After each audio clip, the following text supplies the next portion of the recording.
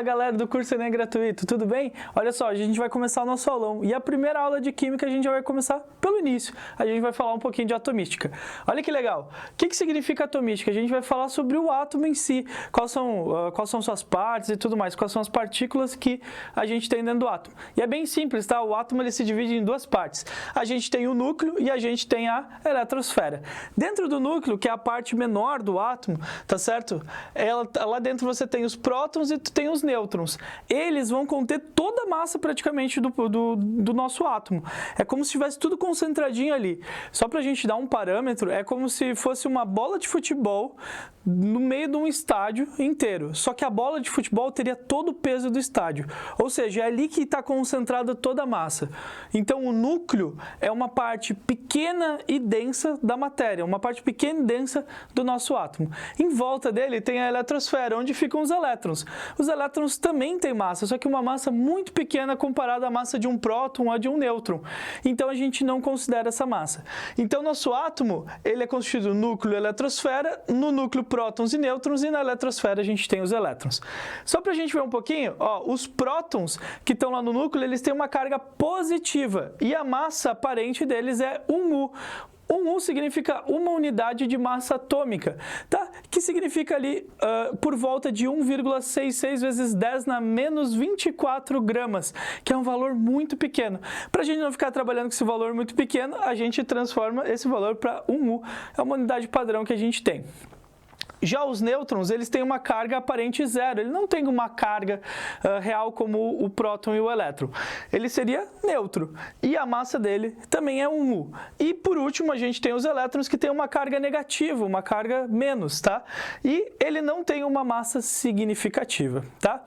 Como que a gente usa tudo isso? A gente tem uma representação. Quando você vai falar lá do elemento, você tem um elemento aqui, E aqui, né? Tem um elemento padrão.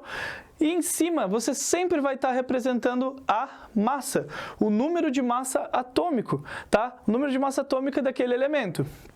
E embaixo você vai representar o Z, que é o número atômico. O número atômico, se você pegar na tabela periódica, é o númerozinho inteiro que está em sequência na tabela periódica. O hidrogênio é o 1, o hélio é o 2, o lítio é o 13 e aí por diante. Ele vai dizer para a gente o número de prótons, que também é igual ao número de elétrons. Porque se eu tenho um próton que é positivo, ele tem que ter um elétron negativo, se teu átomo for neutro, tá? Agora, se você for um cátion ou um ânion, esse número de elétrons pode mudar do número de prótons. Daí já é outra coisa, ok? E olha só, o número de massa atômico, ele nada mais é do que o número de prótons mais o número de nêutrons. Sabendo uma vez que é só os prótons e os nêutrons que têm a massa do teu átomo. Ah, professor, mas o elétron não tem uma massa bem pequenininha? Tem, mas a gente desconsidera aqui por causa que não vai interferir em nossos cálculos. Vamos dar um exemplo de como que a gente consegue saber todas as partículas que tem só com essa representação? Olha só, eu peguei o elemento ferro, e o elemento ferro ele tem um número de massa atômico 56 e um número atômico 26. Então, olha só, o A dele vai ser 56, óbvio, o Z 26, e agora o número de prótons. Número de prótons é igual a... Ó, o Z. Então a gente só repete, 26 mais uma vez. Esse átomo aqui ele é neutro, não tem nenhuma carga aqui. Então o que a gente vai fazer? O número de prótons também é igual ao número de elétrons, por isso que aqui também é 26. E agora, o número de nêutrons, como é que eu calculo? O número de nêutrons a gente tem que observar aqui, ó, nessa equaçãozinha aqui, onde o A, que é o número de massa atômica, é prótons mais nêutrons, a gente consegue tirar o número de nêutrons. Por quê? A gente já sabe qual é o número de prótons. Qual que é o número de prótons? O número de prótons é o 26. E o A, quanto que é? 56. Então, se a gente isolar esse Nzinho aqui, ó, N isolado, ó, esse P que estava aqui somando, ele passa diminuindo. É a mesma coisa, eu sempre falo isso, tá? Você pega o A e tira o Z. Ó, se eu pegar 56 menos 26, 56 menos 26, 30. São 30 nêutrons nesse átomo. Oi, pessoal! Chegando agora o Enem, no nosso aulão de Química, a gente vai vir trazer alguns temas que mais caem, são mais recorrentes na prova do Enem. Então, vem comigo. Radioatividade é um tema que sempre cai na prova do Enem. Então, a gente vai fazer um resuminho sobre os principais pontos que vocês precisam saber na hora da prova. Bom, radioatividade, a gente tem geralmente alguns elementos químicos que possuem um núcleo instável. Devido a isso, ele vai procurar sua estabilidade de qual maneira? Ele vai liberar ou partículas radioativas ou a radiação gama. No caso da partícula alfa, ela vai liberar o quê? 2 prótons mais 2 nêutrons. E ela tem a característica de ser uma partícula positiva. No caso da partícula beta, a gente tem que o nêutron, o elétron, essa carga negativa da partícula beta, a gente tem que lembrar que ela vai vir de onde? Vai vir do nêutron, que vai se decompor, desintegrar, formando um próton mais um elétron. E ela tem a característica de ter uma carga negativa. No caso da radiação gama, ela é uma radiação. E em casos de penetração, penetrabilidade, a radiação beta, ela vai ter um poder de penetração muito maior que a alfa e a gama vai ter um poder de penetração muito maior do que a alfa e a beta. E um ponto bem importante no tema radioatividade é o quê? O tempo de meia-vida. Nas provas, geralmente, eles podem ser representados por o P ou o T elevado a meio. Então, gente, o tempo de meia-vida, ele vai ser o quê? Aquele período que aquele elemento vai demorar para ir perdendo massa, porque ele vai se desintegrando, porque ele vai liberar essas partículas alfa, beta e ele também vai liberar a radiação gama. Então, vamos para um exemplo. Então, pessoal, eu trouxe um exemplo aqui para ficar um pouquinho mais claro sobre essa questão do tempo de meia-vida. Bom, a gente tem uma amostra de 16 gramas do fósforo radioativo. Então, e aqui a gente tem falado que o tempo de meia-vida dele é 30 dias, mas isso daqui é um exemplo. Geralmente, o tempo de meia-vida dos elementos são anos, né? Então, por exemplo, no dia 0, eu tenho 16 gramas dessa amostra. Só que o tempo de meia-vida dela é 30 dias. Então, a partir de 30 dias, eu vou ter o quê? 8 gramas dessa amostra. Por quê? Essa amostra ela vai se decompor pela metade, né? O tempo de meia-vida. É o tempo que é gasto, no caso, 30 dias, para essa amostra ter a massa dividida por 2. Então, em 60 dias, eu teria o quê? 4 gramas. Em 90 dias, eu teria o quê? 2 gramas e 120, 1 grama e assim sucessivamente. Então, é isso que significa o tempo de meia-vida. Pessoal, e 2 processos que também são muito importantes são os processos de fissão nuclear e o processo de fusão nuclear. Vocês têm que saber diferenciá-los. No processo de fissão nuclear, a gente vai ter o quê? O bombardeamento do núcleo do elemento com um nêutron, igual na imagem mostrada agora, onde a gente vai ter um processo que ele vai forçar essa divisão de um átomo, que vão formar 2 outros átomos o quê? Mais leves. E essa liberação desse nêutron livre vai o quê? Gerar muita energia, vai liberar muita energia. Um dos exemplos, né, desses processos de fissão nuclear é o processo que ocorre nas bombas, igual, por exemplo, bomba de Hiroshima, bomba de Nagasaki. No processo de fusão nuclear, temos que 2 ou mais núcleos do mesmo elemento vão fazer o quê? Vão se fundir, como representado nessa figura. Esses 2 elementos vão se fundir e vão formar um outro elemento. E vai ter também liberação de energia. Ou seja, o que temos de comum desses 2 processos? Vai ter liberação de energia, de maneira que a gente vai ter o bombardeamento, né, do núcleo com o nêutron, e no processo de fusão a gente vai ter o quê? 2 ou mais núcleos se fundindo. No processo de fusão, um exemplo são os processos que ocorrem lá no Sol. Outros pontos que também são importantes em questão de radioatividade para vocês saberem é as questões de aplicação. Bom, a gente tem nas usinas nucleares para a formação de energia, a gente tem aplicação na área de medicina para tratamentos, por exemplo, do câncer, e também na área de alimentos, onde a gente vai fazer o quê? Uma esterilização, uma sanitização desses alimentos para a indústria. Então, esses são alguns pontos bastante importantes para vocês terem em mente quando forem fazer uma questão de radioatividade. Agora, galera, a gente vai falar um pouquinho de química orgânica, um assunto que cai bastante no Enem, tem bastante coisa para ver.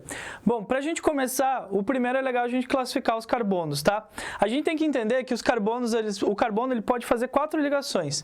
Pode não, ele vai fazer 4 ligações, depende como que vai ser essa ligação. Se for todas ligações simples, tá certo? Ele vai ser um carbono saturado, significa que ele está com o máximo de ligações possíveis que ele podia fazer. Agora, se ele tiver uma dupla, uma tripla ou 2 duplas, a gente diz que ele é insaturado, significa que ele poderia abrir mais, tá ligado, com mais átomos ali. Quando a gente tem um carbono que tem 4 ligações simples, ele vai ter o que a gente chama de hibridização, que é um jeito que ele faz para ter essas 4 ligações. Se a gente for dar uma revisada, a gente vai perceber que o carbono, na verdade, ele poderia só fazer 2, mas ele faz a hibridização para que ele consiga fazer 4, tá? Isso é uma coisinha um pouquinho mais complexa, mas é muito importante você saber qual o tipo de cada hibridização. Se o carbono vai fazer 4 ligações simples, a gente vai dizer que a hibridização dele é sp3, usa um orbital s e 3 orbitais p. Agora, se ele tem uma dupla, a gente diz que é uma hibridização sp2, usa um orbital s e 2p. E se ele vai fazer uma tripla ou 2 duplas, a hibridização é sp. Tem a regra da mãozinha, tá certo? Que é bem simples, é um macete que a gente tem, que a gente pode usar. Se o carbono está fazendo 4 ligações simples, olha só, a gente tem 3 vãozinhos aqui. E se a gente tem 3 vãozinhos aqui, então a hibridização é o quê? sp3. Se a gente fizer uma dupla, opa, sp2. E se a gente tiver 2 duplas, sp1, ou ainda uma tripla, sp1 também, porque a gente só tem um vãozinho. Isso é uma dica para você não esquecer lá na hora. Bom, isso aqui é muito importante para a gente, mas importante mesmo a gente saber um pouquinho de nomenclatura, tá? Na nomenclatura a gente tem que pensar assim, o número de carbonos que você tem vai ser muito importante para a tua cadeia principal. Apesar da gente ter radicais e funções orgânicas, o mais importante mesmo é a cadeia principal, você saber o número de carbonos que ela tem. Na cadeia principal, se você tiver 1, 2, 3, 4, 5 e aí por diante, cada um vai dar um nomezinho. Por exemplo, 1, met, 2, et, 3, prop, 4, but, esse é o nome inicial da nossa cadeia, tá? Então, olha só, a sequência fica mais ou menos assim, 1, met, 2, et, 3, prop, 4, but, 5, pent, 6, ex, 7, ept, 8, oct, 9, non e 10, dec. Para você decorar mesmo, você precisaria decorar os 4 primeiros, que é met, et, prop, but, porque o resto é igual às copas, tá? O Brasil não é penta, então ele é penta 5 vezes campeão, ó, 6 vezes campeão, hexa, 7 vezes campeão, hepta, e aí por diante. Até 10 é o suficiente para a gente saber os nomezinhos. Isso é bem importante no começo. Cadeia principal, quantidade de carbonos, a gente já sabe o início dela. Daí depois vem o quê? Se ele tem ligação dupla, simples ou não. Olha só, se só tiver ligações simples, a gente vai botar o an. Então, ó, metan e o nome da função, o finalzinho da função. Se for um álcool vai ser O, se for um hidrocarboneto O, e aí por diante. Então, ó, tem o metano, tem o metanol, e aí por diante. Se tiver uma dupla, a gente vai botar o en no lugar do an, tá? Que é o meinho, então a gente vai botar o en. E se tiver uma tripla, a gente vai botar o in. Aqui a gente tem que tomar muito cuidado, porque tu pode ter uma dupla ou tripla em qualquer parte da cadeia. E aí a gente tem que numerar, tem que botar qual o número, qual o carbono que está ocorrendo essa dupla ou tripla ali por diante. Isso é uma parte bem interessante da gente revisar. E olha só, para finalizar, a gente precisa saber, tá certo, como que fica dentro das nossas funções. Se a gente não tem função nenhuma, ou seja, não tem um oxigênio ou um nitrogênio na nossa molécula, não vai ter uma função em si, só tem carbono e hidrogênio. Daí a gente só finaliza com O. Por exemplo, um carbono, met, não tem dupla, an, final é um hidrocarboneto, O, metano, a gente terminou um nome. Só que quando tem uma função, é importante a gente saber. 2 coisas que são muito cobradas é você saber identificar a função e saber dar um nome para essa função. E ainda, se possível, você saber as propriedades dessa função. Essa parte vai ser bem interessante. Cola aqui. Olha só, das funções a gente tem o álcool, que é quando você tem um OH ligado a um carbono que só tem ligações simples. Então, ó, álcool vai ser o nome dessa função. OH, carbono só com ligações simples. Se for um álcool, o final do nosso nome vai ser OL. Tá? Então você vai botar o OL e dependendo de onde está esse OH, você vai fazer o quê? Você vai botar o númerozinho. Lembra de uma coisa, tá? Função tem OH, faz ponte de hidrogênio. Tá? Segura aí, que a gente tem mais funções com isso. Ó, o fenol. O fenol tu tem um aromático com OH também, muito parecido com o álcool. Não são iguais. Se o carbono que tem o OH é um carbono aromático, está dentro desse anelzinho benzênico aqui, a gente chama ele de fenol. E o finalzinho do meu nome vai ser o quê? Fenol também. Tá? A gente vai só dar o nomezinho final de fenol. Agora, se a gente tiver um oxigênio entre 2 carbonos, a gente vai chamar ele de éter. Tá? E daí o nomezinho dele é um pouquinho diferente. A gente vai dar o nome para menor cadeia com oxi, tá? Por exemplo, aqui, ó, metoxi. E o nome do resto da outra cadeia, tá certo? Que está do outro lado do oxigênio, a gente vai dar só o nome de carboneto. Metano, etano, propano e aí por diante. Tá? Então, a menor cadeia com oxi e a outra cadeia, o nome de carboneto. Agora, no aldeído a gente tem o quê? Uma dupla OH. Isso vai acontecer só na ponta, ou seja, no primeiro carbono. Aldeído, ó, azinho, primeira letra do alfabeto, aldeído. A gente vai terminar com al. Então, ó, tu tem aí o etanal, o propanal e aí por diante, tá? Pensa nisso. Agora, se a gente está num carbono que é secundário, tá certo? Um carbono secundário, a gente vai ter uma cetona. E o final do nosso nome vai ficar ona, tá? E aqui também a gente tem que cuidar com a numeração, porque não vai ser na ponta, vai ser no meio, pode ser num carbono 2, 3 e aí por diante. Aqui, ó, ácido carboxílico, tu misturou o álcool, né? E misturou o nosso aldeído, misturou álcool e aldeído, ou uma cetona no caso.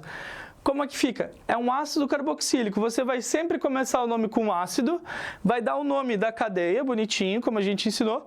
De vez de finalizar com O, que era do hidrocarboneto, finaliza com oico, tá? Então, ó, você já deve ter ouvido falar, ácido propanoico, ácido etanóico e aí por diante. Agora aqui, ó, dupla OC, a gente misturou, no caso aqui, o aldeído com o éter. Ó, misturou o aldeído com o éter, virou um éster, tá? Lembra do éter? Tá? Lembra do éter? Eu botei um Ozinho a mais, botei uma letrinha a mais. No nome também vai uma letrinha a mais, éster, tá? E daí ele sempre vai acabar assim, ó. A cadeia que está com a dupla O, a gente termina ela com o ato, D, e daí o restante aqui que está com o oxigênio, a gente vai falar o nome de radical dele. O nome de radical é bem parecido com esses nomes aqui, só que a gente vai terminar de vez de... se for um radical com um carbono, é met, e no final a gente chama de ila, tá? Metila ou metil. Tá? Então, esses seriam os nomezinhos. Ó, com 3 carbonos seria propil ou propila. Então, aqui, ó, por exemplo, um nome que poderia ter butanoato de metila. É um caso que a gente teria, tá? Dá uma revisadinha nisso, é bem importante também. E por último, a gente tem as aminas, tá? Amina seria o quê? Você tá ligado com nitrogênio, tá? Você tá ligado um carbono com nitrogênio. Daí o nomezinho é amina, tá? Se esse carboninho aqui tivesse uma dupla, tá, uma dupla O, a gente também tem a função amida, que também termina com esse nomezinho, amida. Agora aqui vem uma coisinha importante, bem interessante no Enem também. Ó, a gente tem que saber o ponto de fusão e ebulição de cada coisa. Isso é bem importante na orgânica. Algumas dicas aqui vão ser bem importantes. Primeiro, compostos que têm o OH fazem ponte de hidrogênio, assim como a amina. A amina também faz ponte de hidrogênio. Esses compostos têm um alto ponto de fusão e ebulição, porque eles fazem a ponte de hidrogênio com a água, tá certo? Ou com eles mesmos, e é uma interação muito forte, muito difícil você entrar em ebulição comparado aos outros compostos orgânicos. Tem boa solubilidade em água, exatamente por fazer a ponte de hidrogênio também. Então, isso é uma dica legal. Agora, os outros, ó, o éter, tá certo? O aldeído, a acetona, eles têm o quê? O éster, eles têm uma certa polaridade, tá certo? Eles são pouco solúveis em água. Quanto maior a cadeia carbônica, menos solúvel ele vai ser em água, tá? E um ponto de fusão e ebulição um pouquinho mais baixo do que os outros, tá? Então, isso também é uma coisa bem importante a gente saber. E os hidrocarbonetos, para finalizar, que são os que não têm função, eles não são solúveis em água e têm um ponto de fusão e ebulição muito baixo. Pessoal, e um tema que sempre cai nas provas do Enem também é o tema de soluções. Bom, mas voltando um pouquinho, vocês lembram que a gente tem misturas? E no tema misturas, a gente existe 2 tipos de misturas, que são as misturas heterogêneas e as misturas homogêneas. Tá, quais são os possíveis pontos, né, que a prova pode vir a cobrar de vocês? Por exemplo, KPS, olhar a questão da solubilidade desses compostos, a concentração. Então, no caso dessas misturas homogêneas, a gente tem o soluto e o solvente. O solvente, ele sempre vai estar em maior quantidade e o soluto, ele sempre vai estar em menor quantidade. Então, quais são os pontos que geralmente caem na prova do Enem? Concentração dessas soluções. Pessoal, então eu trouxe aqui um resumo de coisas que são extremamente importantes para vocês saberem sobre soluções. Bom, primeiro, concentração é um assunto que sempre vai cair. Então, concentração, vocês têm que saber que concentração é a massa sobre o volume. E ela pode vir de diferentes maneiras. Pode vir grama por litro, grama por ml. O que geralmente vocês erram? Transformação. Vocês têm que ficar super atentos em questão de o que o exercício está me dando e o que o exercício está querendo. Geralmente, o enunciado vai vir com uma unidade de medida que provavelmente não vai ser a unidade de medida que vai estar lá na resposta. Então, vocês têm que ter bastante em mente a questão de conversão de unidades, ler com bastante atenção qual a unidade de medida que está lá naquele exercício. Bom, molaridade. Molaridade sempre vai ser mol por um volume, né? Número de mols sobre um volume. Pode vir mol por litro, pode vir milimol por litro, mol por ml. Então, diferentes formas que essas concentrações podem ser demonstradas naquele exercício, né? Densidade, que também é uma forma, né, de concentração que vocês têm que saber, que é a densidade é massa sobre volume. A densidade pode vir centímetro cúbico, metro cúbico, decímetro cúbico. Vocês precisam estarem atentos a esses detalhes, mínimos detalhes. E outro tipo de concentração que geralmente vem na prova do Enem é em ppm. Por exemplo, quando você vai fazer uma análise de poluição do ar, poluição da água, que é uma concentração muito baixa. Então, geralmente a gente vai analisar o quê? Uma parte de soluto para 10 a sexta partes de solução. Então, são soluções bastante diluídas. Então, a gente usa a ppm. Ou existe também ppb. Então, assim, o que vocês precisam saber de solução? Principalmente a conversão dessas unidades. Então, bora fazer um exercício. Então, como a gente pode ver nessa questão que caiu na prova do Enem. Ao colocar um pouco de açúcar na água e mexer até a obtenção de uma só fase, prepara-se uma solução, que é uma mistura homogênea. O mesmo acontece ao se adicionar um pouquinho de sal à água e misturar bem. Uma substância capaz de dissolver o soluto é denominada solvente. Por exemplo, a água é um solvente para o açúcar, para o sal e para várias outras substâncias. A figura a seguir ilustra essa citação. Suponha que uma pessoa, para adoçar seu cafezinho, tenha utilizado 3,42 gramas de sacarose. Massa molar igual a 342 gramas por mol. Para uma xícara de 50 ml do líquido, qual é a concentração final em mol por litro de sacarose nesse cafezinho? Tá, pessoal, então vamos ver aqui. Na questão, ele vai me dizer que a gente tem 3,42 gramas de sacarose em 50 ml do cafezinho, né? E quais foram os dados que ele me deu? Ele me deu a quantidade de açúcar, a quantidade de café e ele me deu a massa molar da sacarose, que é 342 gramas por mol. Massa molar é a massa por mol. Tá. E ele deu que 50 ml do cafezinho. 50 ml do cafezinho é o quê? 0,05 litros. Então, é isso que eu comentei anteriormente. Vocês têm que saber fazer a conversão de unidades. Porque ele me perguntou a concentração mol por litro. Então, o volume do café tem que estar em litro. Tá, vocês relembram lá a fórmula da concentração, né? Da molaridade. Molaridade é mol por litro, que é o quê? O número de mols sobre o volume daquela solução, né? Então, mas o que é número de mols? Número de mols é a massa sobre a massa molar. Então, eu só transformei aqui número de mols massa sobre massa molar vezes o volume da fórmula. E o que são os dados que a gente tem dessa questão? A massa da sacarose, 3,42 gramas. Massa molar, que o exercício me deu, 342 gramas por mol, vezes o volume, que é 0,05 litros. Então, aqui, ó, eu corto grama com grama. Vou ficar mol, aqui está dividindo, mol sobe multiplicando. Então, a unidade vai ser o quê? Mol por litro. É sempre interessante vocês colocarem na fórmula final essas unidades, porque se não fechar, vocês já vão ver que o erro está aí na questão. Então, coloquem sempre na última fórmula a unidade que vocês estão trabalhando, para a gente cortar, para não ter erro na hora da questão. Então, fizemos as contas e achamos o quê? 0,2 mol por litro. Então, pessoal, é de extrema importância que vocês saibam fazer essas conversões de unidades e, principalmente, entender que qual a unidade que o exercício está te pedindo. No nosso caso, esse exercício foi mol por litro. Espero ter ajudado vocês. Estudem bastante, vai dar tudo certo. E não se esqueçam, tem o e-book e também tem o simulado. Acessem!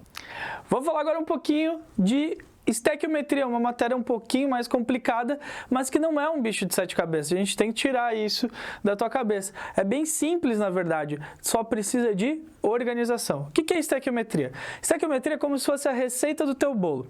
Vamos supor lá que tu vai fazer um bolo, tu precisa de 4 xícaras de farinha, 2 ovos e 1 colher de margarina. Esses são teus ingredientes. Você percebeu que eu não sei fazer bolo, mas voltando aqui, o que acontece? Tu tem esses ingredientes e você tem que fazer com os ingredientes que tu tem. Esses ingredientes vão gerar um bolo para você. O teu bolo é o produto, eles são teus reagentes. Agora, se eu quisesse fazer 2 bolos, ou se eu quisesse fazer meio bolo, eu consigo fazer. É bem simples, ó. Se eu quisesse fazer 2, eu dobro todo mundo. Se eu quisesse fazer só meio, eu vou deixar todo mundo pela metade. E assim por diante. Por que com bolo você consegue resolver e aqui na química fica um pouco mais difícil? Porque aqui a gente vai usar uns parâmetros um pouquinho mais difíceis, mas a essência é a mesma, tá? Então, para saber estequiometria, tem que saber fazer o bolo. E é bem simples, olha só, vamos lá para os tipos de ingredientes que a gente pode ter.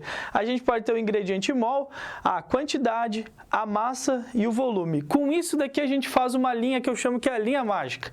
A linha mágica é muito interessante. Olha só, toda vez que tu tem um mol é uma quantidade. Toda vez que tu tem um mol, é um apelido para 6 vezes 10 na 23 coisas. Eu ponho coisa mesmo, porque poderia ser molécula, poderia ser íon, cátion, o que for, tá certo? Você então pode botar aqui coisas e usa para o que tu quiser. Então, 1 mol tá para 6 vezes 10 na 23 coisas. Se eu pesar tudo isso, vai dar X gramas, que é a nossa massa molar, que tu acha lá na tabela periódica, junto com o número atômico, que a gente acabou de falar ali na atomística, tá certo? Então, tu vai achar isso aqui lá na tua tabela periódica. E se for um gás, tá certo? E tiver na CNTP, que são condições naturais, temperatura e pressão, que seria 0 grau e 1 atm, o que a gente vai ter? 22,4 litros de volume. Isso aqui é mágico. Por quê? Toda questão de estequiometria vai te dar o quê? Vai te dar uma reação. A tua reação é o quê? É a tua receita do bolo. Só que agora falta você saber como é que funcionam esses ingredientes. Sempre na frente de cada molécula tem um númerozinho aqui. E esse númerozinho pra gente é o quê? O nosso coeficiente estequiométrico. Ele vai dizer quantos que vai ter. Aqui, ó, quando não tem nada, o número é 1. Então, ó, 1N2 mais 3 moléculas de H2 vão gerar 2 moléculas de NH3. O que eu vou fazer com esses números? Eu vou fazer assim, ó, eu vou descer esses números, ó. Aqui o 1 e 1. Não botei aqui porque é 1, a gente não precisa botar, eu só estou multiplicando, ó. Então aqui, ó, é 1 mol, 6 vezes 10 na 23, 28 gramas e 22,4. O que é isso daqui, ó? Eu criei essa linha aqui como parte de uma tabela. Tá vendo? Então, olha só, aqui ficou o primeiro parâmetro, que é o mol, o segundo, que é a quantidade, o terceiro, que é a massa molar, que tu vai achar lá na tabela periódica. Então, esse 28 aqui vem porque cada nitrogênio é 14, tá? 14 mais 14, 28 aqui, bom, vai ser a mesma coisa. Ó, cada hidrogênio é 1 mais 1 dá 2, e aí por diante. Então, ó, vou descendo, ó, mol, quantidade, massa e por último volume. E aqui, gente, é só repetir, não tem muita coisa para fazer. Tu botou o 1 para todo mundo aqui, tu botou o 3 para todo mundo aqui, tu botou o 2 para todo mundo aqui. Depois é só botar os valores, ó, 1 mol, 3 mol, 2 mol, que era a primeira linha. Na linha de quantidade, 6 vezes 10 na 23, 3 vezes 6 vezes 10 na 23, 2 vezes 6 vezes 10 na 23, e aí por diante. Olha só, Massa, botei a massa molar, 28. Aqui eu botei 3 vezes 2. Aqui 2 vezes 17. Por quê? São as massas molares desses compostos. E por último, o volume, que é só repetir também, ó. 22,4 litros, 3 vezes 22,4 litros, 2 vezes 22,4 litros. Pronto. Tenho a minha tabela. Essa tabela é mágica. Por quê? Porque essa tabela ela sempre vai resolver a tua questão em uma regra de 3. Uma regra de 3 só. Então, olha só. Aqui eu peguei uma questãozinha só para você ver. Eu vou resolver ela dentro desse quadradinho aqui, com uma regra de 3 apenas. Como que você vai começar a questão? Muito simples, ó. Vai perguntar qual o número de mols. Qual? Quando o cara falou qual, eu já vou lá e largo o quê? Um xzão aqui, ó. Opa, um x. Não sei quantos que é. Qual o quê? X mol. Tá? E eu tô falando do NH3. NH3. Está para 14 gramas. Opa, 14 gramas de quem? De N2. Metade da minha regra de 3 está feita. Isso só lendo a questão. Qual o número de mol de NH3 formado por 14 gramas de N2? Está aqui. Onde está o resto da minha regra de 3? Está na nossa tabela. Olha só, se você, depois de um tempo, você não precisa fazer toda a tabela em si, porque ali a gente só falou número de mols e massa. Eu não precisaria dos dados de quantidade nem de volume, tá? Então, eu não precisaria fazer essas duas linhas, mas aquelas outras duas linhas ali eu faria. Mas só pegando a ideia. Embaixo do dado de mol de NH3 vai ter aqui o dado de quem? De mol de NH3, que está onde? Está aqui, ó. Opa! 2 mol, tá? Então, aqui embaixo eu vou botar 2 mol. Está para, opa, dado de massa de N2. Cadê o massa de N2? Aqui, ó. Opa, 28 gramas. Aqui embaixo do 14 eu vou botar 28 gramas de N2. Gente, essa regra de 3 está facinho. Se a gente multiplicar aqui cruzado, ou ainda fazer pelas proporções, ó, daqui para cá dobrou, daqui para cá também teria que dobrar, a gente percebe que nosso x aqui é quanto? X é igual a 1 mol. Ou seja, a gente resolveu tudo isso apenas com uma regra de 3, usando a tabelinha. Ok? Vamos para a próxima dica? Um assunto super atual e recorrente nas provas do Enem é meio ambiente. E na química, ele é abordado também de várias maneiras. Bom, a primeira delas é a camada de ozônio. Todo mundo já ouviu falar que, não seja na prova de redação, de geografia, de química, vai ter alguma coisa sobre a camada de ozônio. E o que seria essa camada de ozônio? O ozônio, lembrando que ele é o quê? Um alótropo do oxigênio. Ele é O3. Quem tiver alguma dúvida sobre alotropia, tem vídeo no canal sobre isso. Bom, então a camada de ozônio, ela é responsável por o quê? Proteger a nossa superfície dos raios UV. Lembrando que a gente tem raios UVA, UVB e UVC. E o que acontece? Qual que é a grande questão dessa camada de ozônio que vem sendo a problemática, né? A gente tem tipos de produtos que eles vão liberar o quê? Os derivados de CFC. O que seria CFC? Cloro, flúor e carbono, que a gente pode chamar de clorofluorocarbonetos. Esses componentes que possuem os CFCs, famosos CFCs, eles vão reagir de maneira a montar uma barreira que vai reduzir a concentração do ozônio. Então, o que seria o buraco da camada de ozônio? Seria a diminuição da concentração do ozônio naquela região, que é extremamente prejudicial devido a fatores como ela é responsável por proteger a nossa superfície dos raios UV. Então, pode ter uma maior incidência, por exemplo, de câncer de pele. E trazendo também para essa parte do meio ambiente, temos o efeito estufa. O nosso famoso efeito estufa, né? Então, pessoal, lembrando que o efeito estufa ele é um processo natural e necessário para o aquecimento, né, do nosso planeta. Bom, então o raio solar ele vai incidir na superfície terrestre e ele vai passar por uma espécie de proteção gasosa. Ele vai passar e chega na superfície. Então, a parte desse calor é absorvido e o excedido ele vai ser o quê? Refletido. Então, isso daí vai ser chamado de efeito estufa. Como a gente pode ver na imagem, alguns raios vão ser absorvidos e outros vão ser refletidos. Bom, o efeito estufa é bem próximo àquelas estufas que a gente conhece para o quê? Produção de alguns vegetais, né, de algumas plantas. Então, em resumo, a gente tem os vilões, que são os gases como CO2, através de escapamento de carro, entre outras formas, que é emitido, né, esse CO2 na atmosfera. E a gente tem o famoso, fatídico questão do Enem, que caiu o pum da vaca, que é a liberação do gás metano. Então, esses são os vilões que vão fazer o quê? Eles vão formar uma camada, que essa camada ela vai bloquear a saída desses raios solares. Então, esses raios solares vão ficar todos aqui presentes, não vão conseguir ser liberados e vai ocorrer o quê? Um aquecimento. Então, seria como se fosse o efeito estufa. E uma das alternativas, né, que se tem para toda a melhora desse aquecimento global, desse efeito estufa, é a utilização do quê? Dos biocombustíveis, que é uma questão também certa na prova do Enem. Para que vai servir os biocombustíveis? Vai servir para geração de energia através de uma fonte mais limpa. Os mais famosos são biodiesel, que é através de oleaginosas, da mamona, o bioetanol, que é através da fermentação da cana-de-açúcar, e biogás, que também a gente utiliza fermentação, processo de matéria orgânica, então através também de biodigestores. Uma alternativa que também é utilizada para o processo, né, dessa diminuição desses gases poluentes é a política dos 3 R's. Atualmente tem até 5 R's, 7 R's, mas em geral a política dos 3 R's, que é reciclar, reutilizar e reduzir.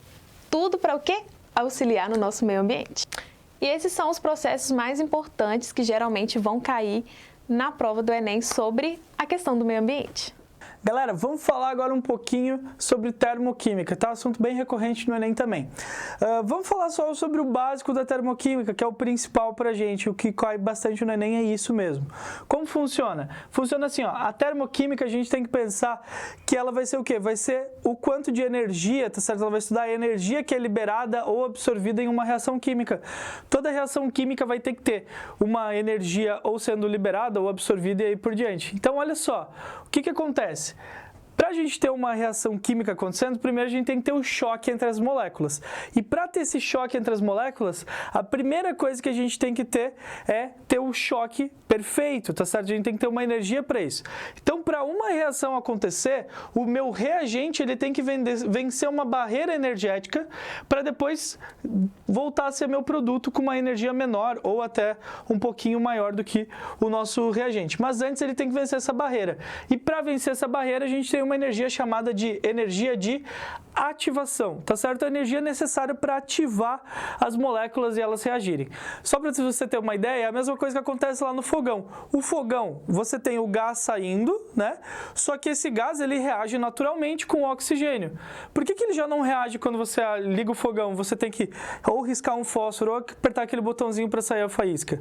Essa faísca é a energia de ativação. É o que dá energia para a reação começar. A partir daí ela se sustenta sozinha. E essa diferença entre o reagente e o produto, a gente chama de ΔH, que é a variação da entalpia. A entalpia seria a nossa energia, tá? E aí a variação da entalpia a gente calcula como a entalpia dos nossos produtos menos a entalpia dos nossos reagentes.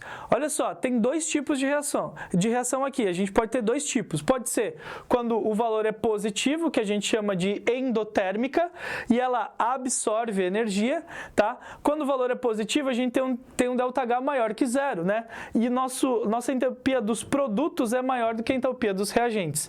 Aqui, pessoal, o meio ele fica mais frio.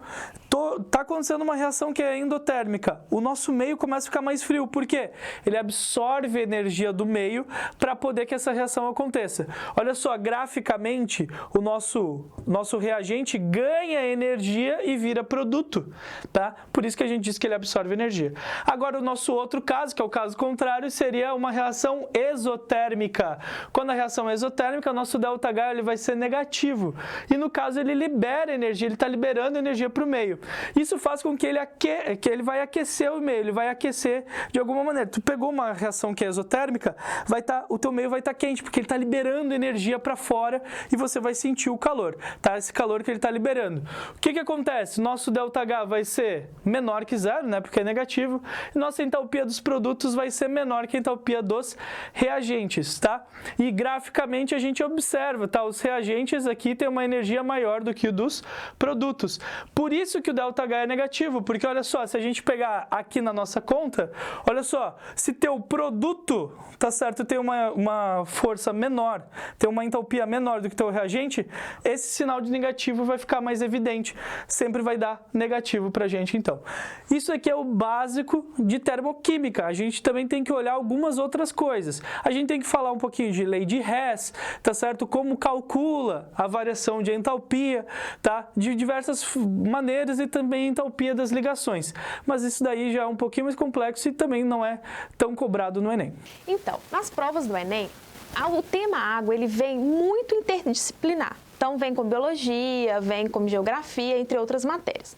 Na química, a gente pode ver o tema água em processos com solubilidade, onde eles vão trabalhar a questão da solubilidade, a questão de mistura, a questão de separação. Outros processos também como densidade, calorimetria. Então, é um assunto bem diverso nas provas do Enem e, além de que na química, eles podem ter diferentes abordagens, né? Também tem a questão da geometria da molécula de água, a questão da qualidade da água, a questão de tratamentos, a poluição da água, né? Entre outros fatores também. E também algumas propriedades das ligações químicas, estados físicos, sólido, líquido, gasoso, entre outros processos. Mas na aula de hoje a gente vai focar sobre 3 ciclos bem importantes que geralmente caem bastante também na prova. Mas na aula de hoje a gente vai trazer um pouco para 3 temas que também são recorrentes, que no caso é o ciclo da água, chuva ácida e também o tratamento dessa água através da ETA, estações de tratamento de água. Então, primeiramente, a gente vai falar um pouquinho sobre o quê? O ciclo da água. Primeiro, a água, né, no seu estado líquido, ele vai estar presente aonde? Nos rios, oceanos. Ela vai fazer o quê? Ela vai evaporar. Então, essa água, nesse estado gasoso, ela vai voltar a se tornar líquida através de quê? Formando essas nuvens, que no final vai fazer o quê? Vai ocorrer as chuvas. Então, a água vai se retornar para o processo, para o ciclo da água de 2 maneiras. Então, pessoal, ela vai fazer o quê? Ela vai condensar depois e vai precipitar, de maneira a poder ocorrer tanto a chuva também quanto a chuva de granizo. Então, processos que são extremamente importantes. Ciclo da água, a questão da evaporação da água, depois a condensação e a precipitação. São os processos que você tem que ter em mente quando falar de ciclo da água. E esse é um ciclo porque depois de precipitar, ele vai voltar a evaporar, condensar, precipitar. Então, isso é o quê? É um ciclo e é o chamado ciclo da água. Outro tema extremamente importante é o quê? A chuva ácida. Bom, gente, toda chuva ela é ácida. O que tem acontecido é que com o aumento da poluição, essa chuva tem ficado o quê? Mais ácida ainda, devido a esse fator que a gente chama de chuva ácida. Bom, vamos olhar nessa imagem agora.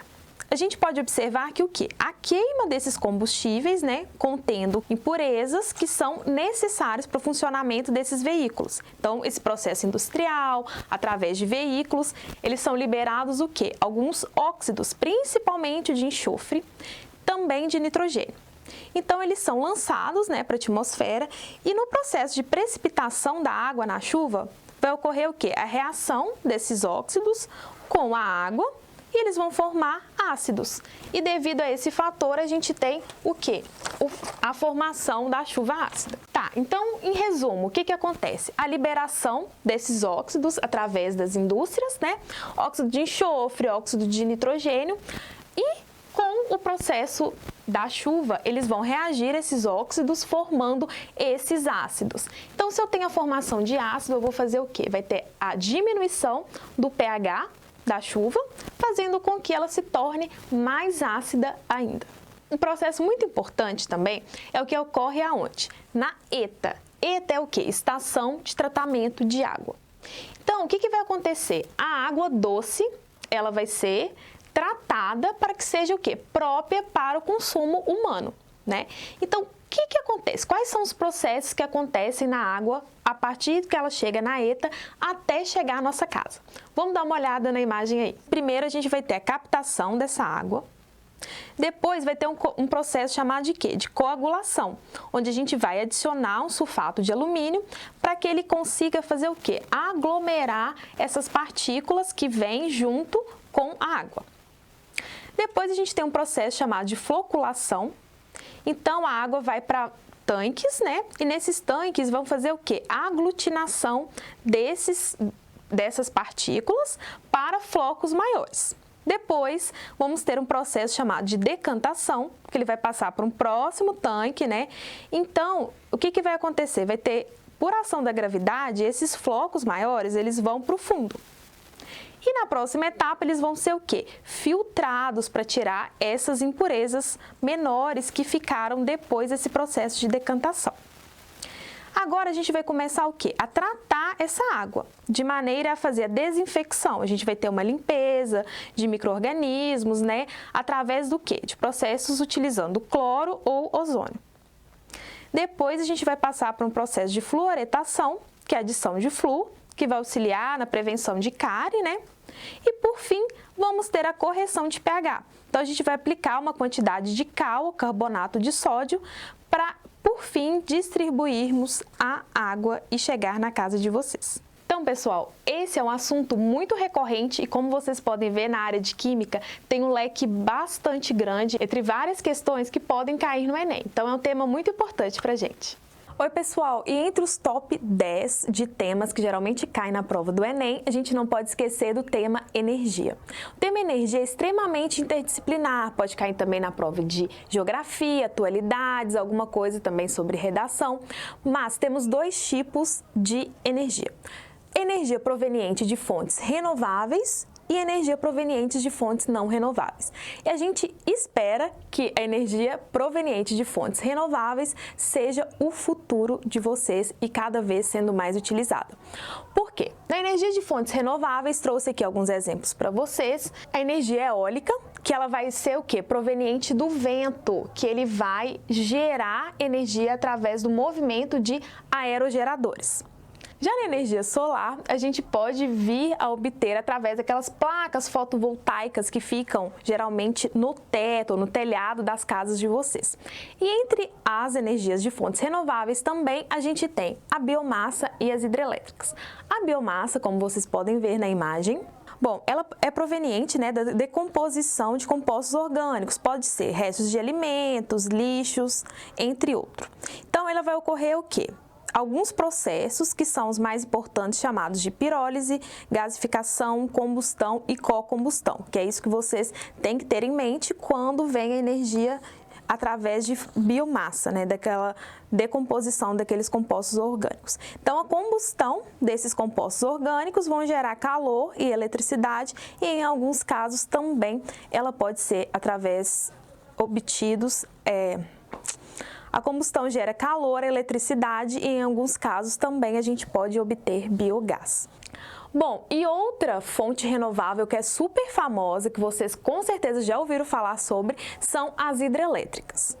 A força da água vai girar essas turbinas, vão transformar a energia potencial, né, dessa queda da água em energia mecânica.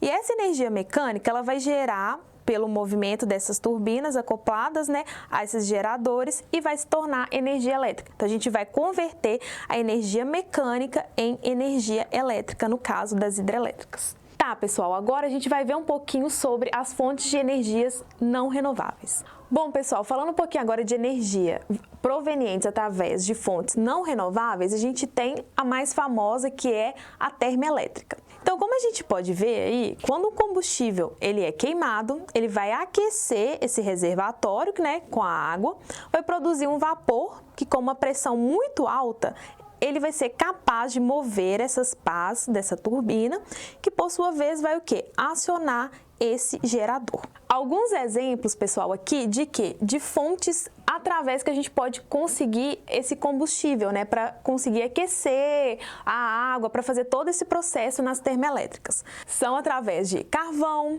diesel, gás natural, através de urânio. A gente tem que lembrar também que as usinas nucleares, elas são os exemplos de usinas termoelétricas. Bom, pessoal, a maioria da energia proveniente de fontes não renováveis, ela é proveniente através do quê? De combustíveis fósseis. Esses combustíveis fósseis, o que são? Eles são provenientes da decomposição de organismos vivos ao longo de milhares de anos, dessa decomposição desses organismos.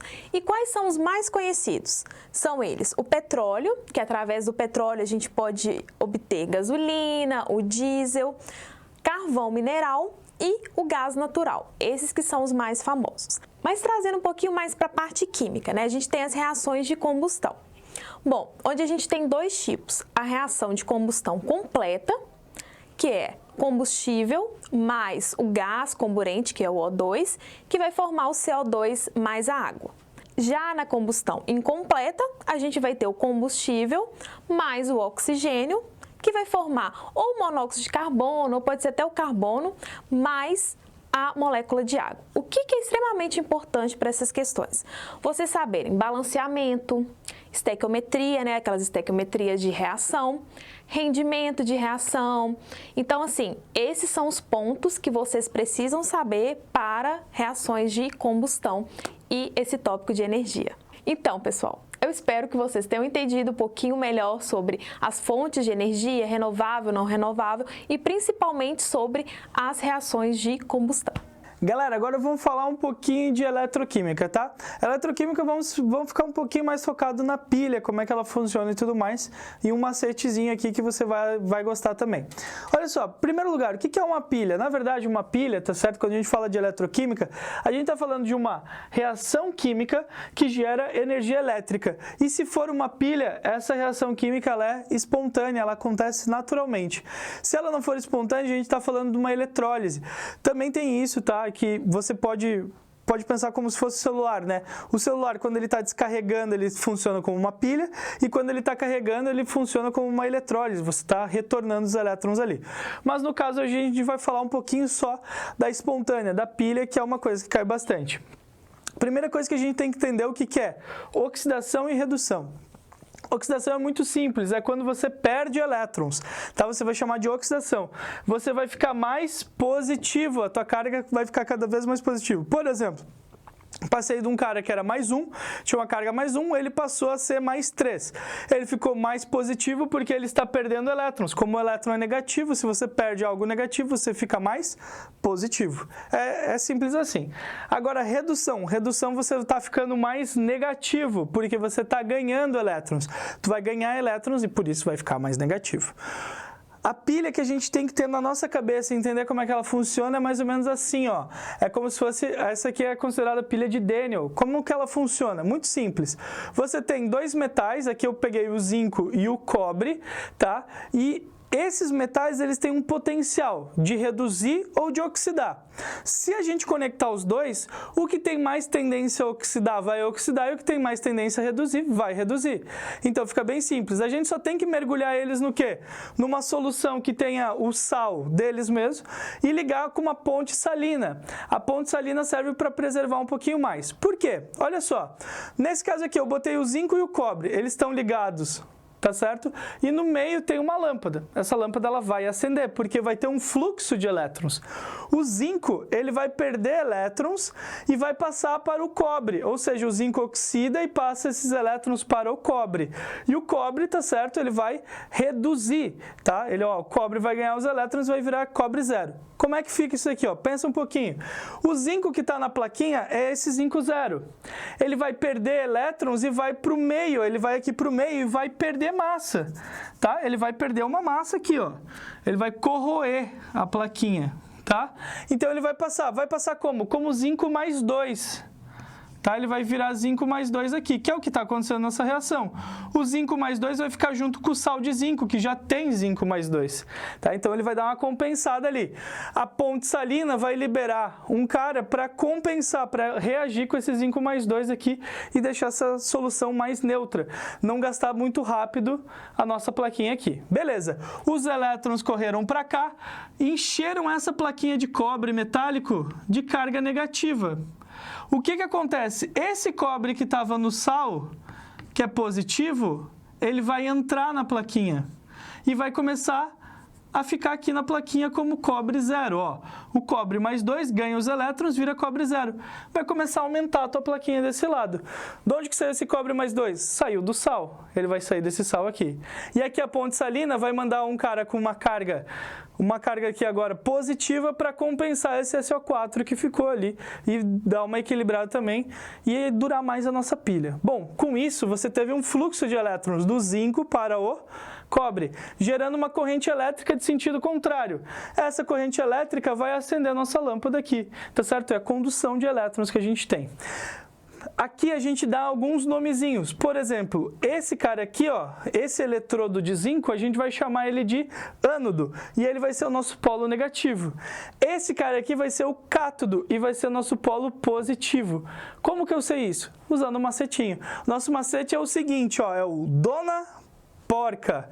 Como funciona? Dona diminui a massa, é melhor a gente começar pelo cara que oxida, ó. Pega aqui pelo O, ó, oxida, é o cara que diminui a massa, é o polo negativo e é o ânodo. No caso do nosso aqui, é o zinco. E aqui, ó, o cara que reduz, é o cara que ganha elétrons, né? O cara que reduz, ele vai ser o nosso polo positivo, é o cátodo e ele vai aumentar a massa. Com esse macetezinho não tem como errar. Galera, espero que vocês tenham gostado das dicas, tá? Estudem bastante para esse Enem e não esqueçam de ver nosso e-book aqui embaixo e também nosso simulado. E até uma próxima. Valeu!